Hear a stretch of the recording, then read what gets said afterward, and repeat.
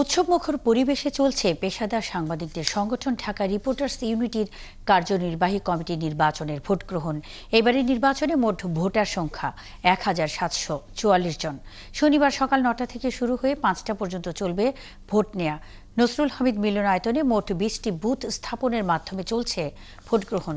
নির্বাচন উপলক্ষে সকাল থেকে ডিআরইউ প্রাঙ্গণ ভোটার ও সাধারণ প্রার্থীদের পদচারণায় মুখর।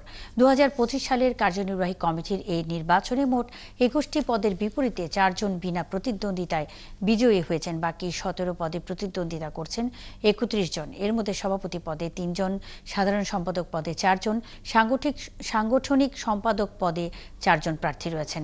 এর আগে গত শুক্রবার ডিআরইউ এর ২৯তম বার্ষিক সাধারণ সভা অনুষ্ঠিত হয়।